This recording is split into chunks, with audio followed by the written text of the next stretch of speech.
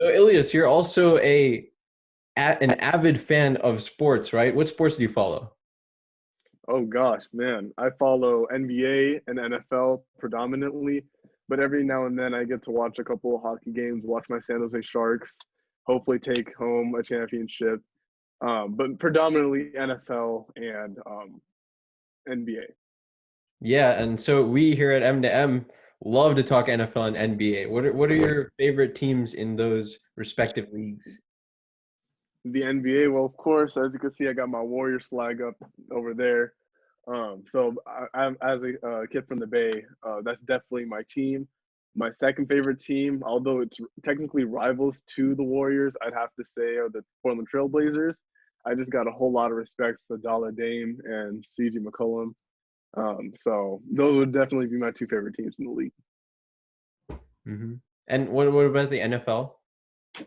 In the NFL, oh God, you know me. I'm a big Seahawks fan. All day, every day. I breathe the Seahawks.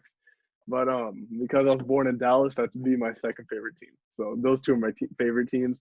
But Seahawks will always have that number one spot. Yeah, so you mentioned the Cowboys as your second favorite team. The Cowboys actually recently made a questionable move, but surprising move. Mhm. They signed Andy Dalton before they signed Dak Prescott. Kevin, what are your thoughts? Yeah. Well, first of all, I think Jerry Jones is ensuring that they have an insurance plan just in case things with Dak doesn't work out. If it's injured, they have a very capable quarterback. I think Andy Dalton is actually one of the more underrated quarterbacks in the NFL. If you look at the Bengals' failures in the past, I don't really put that on Andy Dalton. I put that on the coaching and the lack of maturity in their locker room, especially when Vontaze Burfict and Adam Jones was on that defense. Um, but this is more of a testament to what Bill Belichick and the Patriots are doing. When this move happened, I was more shocked at the Patriots aspect of this because this basically means they're going to roll with Jared Stidham. Everyone questioned what the Patriots' plan for quarterback was going to be. They just bypassed quarterback in the draft. They got some UDFA's, but really, I expected them to either get Dalton or Newton, but they're just rolling with Stidham, and I think Bill Belichick is he trusts his quarterback, and the rest of the media doesn't really understand it, but it's the mind of the greatest coach in the NFL. So, it's really shocking, but it's understandable. What are your thoughts, Ilias, on Andy Dalton getting signed before Dak Prescott? What about the Cowboys organization? What does it say about them? Honestly, I'm just gonna have to agree with Kevin. Like this is just an insurance plan. Whatever happens to Dak happens, but at least for have Andy Dalton, a well-seasoned veteran who knows how to play the game.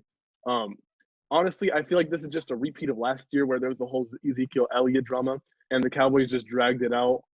I don't know why they did that, but eventually they ended up signing him, and I do believe that they will sign Dak Prescott to a long-term deal. We just gotta wait for it to happen. Yeah, I can see it happening, but I think this speaks a little bit to the dysfunction of the Cowboys franchise.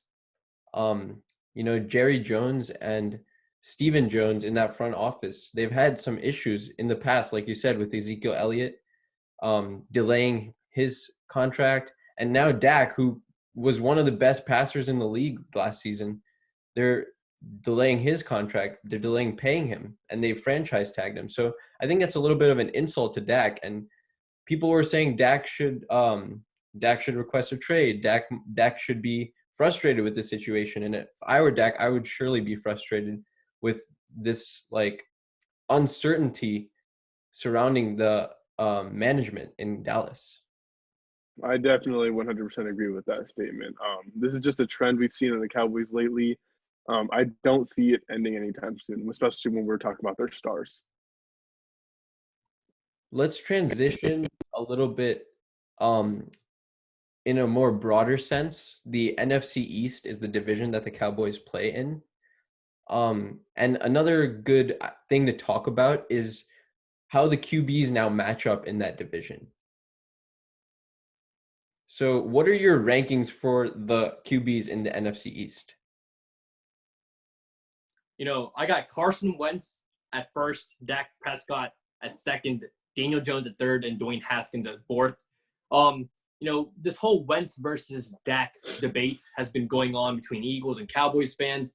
And just as a fan of neither team, I just look at it the way that any other fan would look at it. Just look at their weapons, see what type of support they have around them.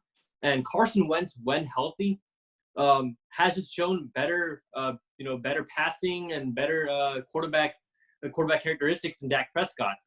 Dak Prescott has better weapons than Carson Wentz. Carson Wentz has wide receiver problems, never a consistent running back in the backfield, and yet he still produces. And Dak Prescott has Ezekiel Elliott, Amari Cooper, Michael Gallup.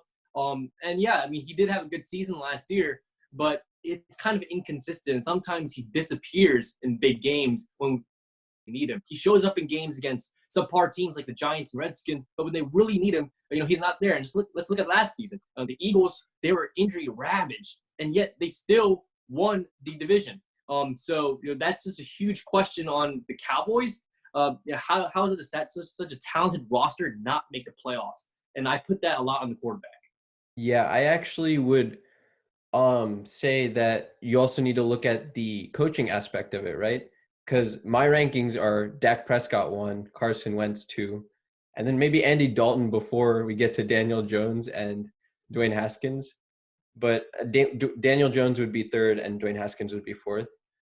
But going back to me ranking Dak ahead of Carson, I think last season Dak had Jason Garrett as his coach. So some of the decisions that Dak made was a result of the coaching, in fact. And when you said like the roster didn't translate to the success that was expected of them, I think that's another testament to the lack of coaching. And so I would have to see Dak under Mike McCarthy. And I think Dak has had a great increase in his productivity last season with the new offense that Kellen Moore instituted. I think Dak took a great step forward. He does have better weapons than Carson Wentz, but we'll see what will happen when Carson has more weapons like Jalen Reagor from TCU. And hopefully if Alshon Jeffrey comes back, Carson Wentz will still have some weapons. The only thing I've seen from Carson Wentz that speaks to his talent so far is that MVP caliber season he had before he got injured. And I'm worried about how healthy Carson can stay, which is why I would give Dak the slight edge. Dak has never missed a game in his career. So my QB rankings I would actually make it the same as yours. I'd have Dak at number 1, Carson at number 2, Daniel Jones at 3, and Dwayne Haskins at 4. And the only reason why I'm putting Dak ahead of Carson Wentz is because of the running ability. Carson Wentz is not that maneuverable compared to Dak. Dak just that's personally, as a Seahawks fan, I admire Russell moving around skills, and I feel like that's a big asset to a quarterback. Because Dak carries that, I think that's what makes him, in addition to his weapons, a better quarterback. I think that's you guys brought up great points, especially Serge when it comes to coaching. Obviously, Doug Peterson is a Super Bowl winning coach, and Jason Garrett has been subpar for recent past. But I think just in terms of injury, the Eagles did their job in getting in a good insurance plan, getting Jalen Hurts in the draft. I know a lot of people thought it was a questionable pick, but I think it was a good pick. Carson Wentz is injury prone, so they have a good, proven, successful quarterback in college field to come to the NFL. And Jalen Hurts, he's a proven leader. He's very mature. He brings a different dimension to that offense. Doug Peterson's very creative, so I'm actually looking forward to see how he utilizes Jalen Hurts other than the QB position. But then they also have Nate Sudfeld back there in the quarterback room, and he's also proven himself to be a pretty reliable backup. So I think the Eagles' quarterback room is pretty good. And Wentz is injury prone, so that's one knock on him. But MVP caliber season, he made some unbelievable throws that season, and his decision making was off the charts. I think Carson Wentz, when fully healthy, I'd pick him over a fully healthy Dak Prescott. Yeah, going back to your point about Jalen Hurts, that sparked a question that I'm thinking of. What is the NFL moving towards now with the backup QB position having much greater importance, right? In New Orleans, we have Jameis Winston and Taysom Hill. New Orleans has a very deep quarterback roster. And then now we have the Eagles, who are claiming that they will use Jalen Hurts in a similar manner to Taysom Hill. So, and then we have Lamar Jackson also in the AFC with this dual threat ability. So, like Ilyaas mentioned before, with the running and the passing skills, I think we're seeing like a move in the NFL towards a greater emphasis on backup QBs who can do both running and passing. And I guess just an overall change in how offense might function. I agree with you there. I think the NFL is definitely becoming more pass heavy. That's for sure. And I think the Saints have revolutionized this conversation. Sean Payton has set the trend. We saw when Drew Brees went down, and they went 5-0 without a Hall of Fame quarterback with Teddy Bridgewater in place of Drew Brees. That just shows that having a good, capable backup can save your season even when your star quarterback goes down. And then just having a good system in place. And we see how they use Taysom Hill. Now we're actually using people as athletes, right? They don't have to be in a traditional position role. They can be a true athlete. They can, if they're not star quarterback, obviously they can be put as special teams, wide receiver, running back, slot receiver, tight end. And Eagles might do that with Jalen Hurts. I mean, I personally think Jalen Hurts is still your traditional quarterback, but teams see it a different way. They see him as a true athlete who can do all these things. Why not, right? You save roster spaces if you put people in different positions. You truly utilize their versatility, and people actually become in the flex role for their teams. So, I think it's just becoming an age where people are having more creative offenses. We see the Ravens with Lamar Jackson and the creative system they use.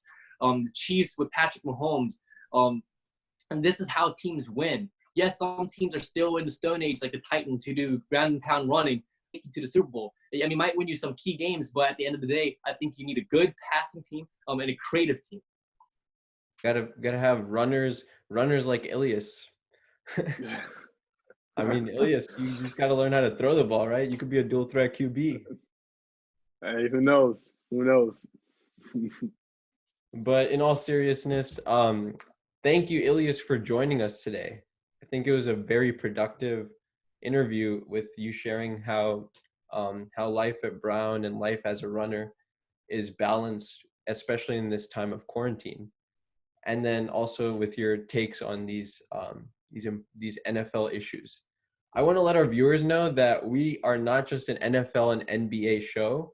We plan to talk about soccer, other sports, hockey maybe in the future. And we also plan to feature more student athletes like on this segment. So thank you all for tuning in, and we wish you the best of health during this quarantine.